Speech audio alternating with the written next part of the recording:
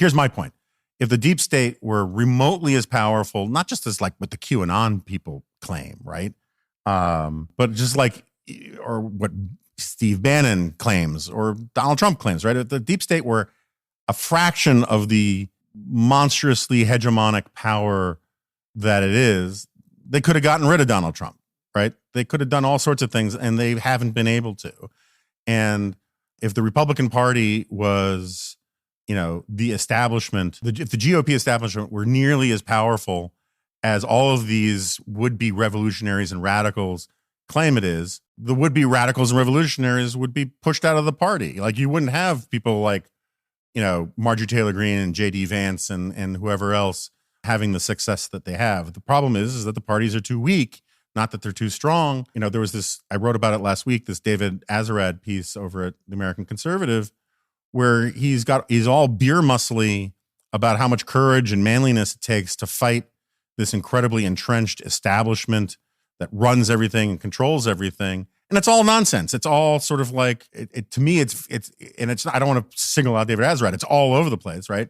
It is the defining ethos of vast swaths of the new right that, they are, including Patrick Deneen's book, Regime Change, right? Is that they're taking on this incredibly powerful complex of forces and that they're the underdogs and they're heroic in their sort of Spartan 300 courage for tackling these things, when in fact they're pushing on open doors. And as long as you have voters on your side, you can pretty much get whatever you want in the GOP.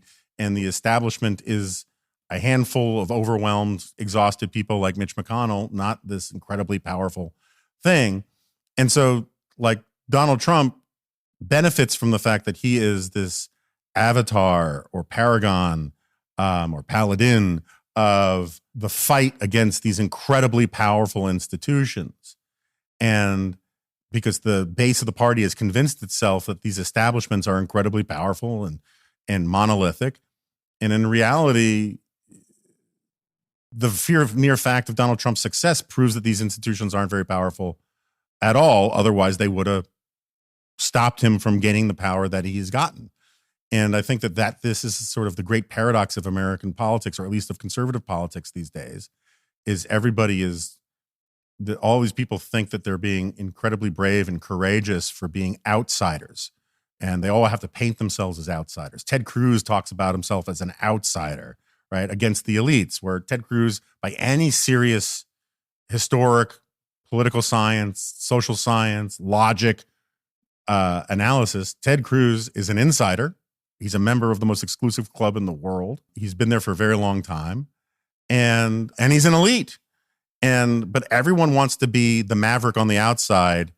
And you can only pretend that you're a maverick on the outside if you have something to be maverick against, right? You can't pretend you're Luke Skywalker if there's no Death Star, right? You have to pretend that you are this heroic revolutionary taking on entrenched power. And so you have to conjure entrenched power that actually doesn't sort of exist. And this is sort of what I was getting at with Sarah, is that at the end of the day, the people who are going to figure out how to stop Trump, the only people who have power to stop Trump are GOP primary voters. And they may just decide on for whatever mysterious reason, that he's the Howard Dean of the 2024 cycle and vote against him.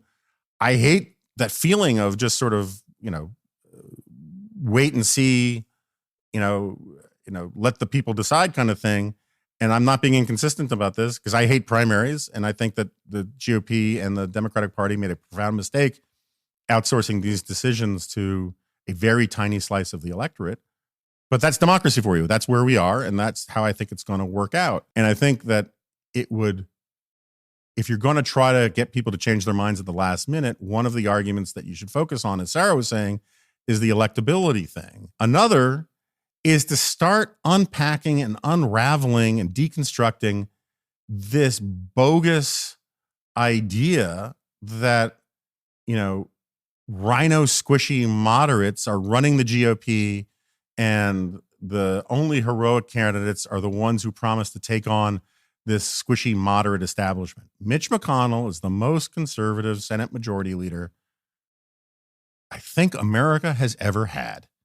Certainly in the modern period. He's also the most effective one. I mean, he's having trouble right now, but because he's old and he fell and all that. But John Boehner and Paul Ryan were the most conservative House speakers of the House in modern times.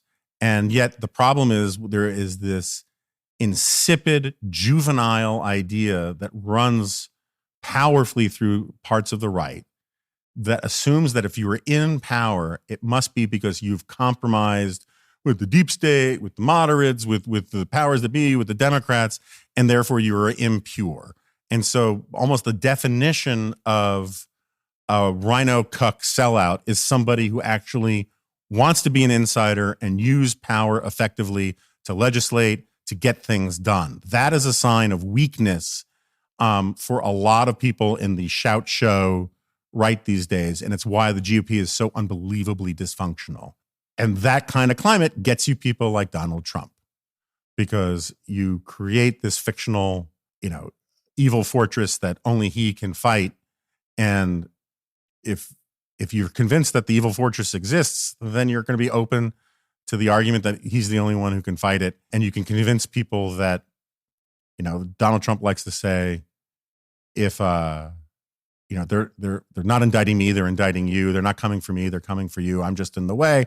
This is utter and complete garbage. It's an incredibly stupid idea, but it's also very smart psychologically and politically. On the facts, it's ridiculous, and I've been very consistent about this because they made the exact same arguments about Bill Clinton when he was impeached. They're like, if they can do this to him, they can do this to anybody. If they're not coming after Bill Clinton, they're coming after you. They want to control your life and your bedroom and all this kind of stuff and blah, blah, blah, blah, blah. And it is this tendency to sort of take individuals and turn them into metaphors for everybody. Donald Trump is not fighting for you. Donald Trump is not standing between you and the federal government charging you with trying to steal an election or mishandling classified documents. And that's why I'm more and more in favor of courts of law to settle these kinds of things, because in courts of law, you actually have to look at the specifics that an individual person, did or didn't do, and not do these broad metaphorical garbage arguments.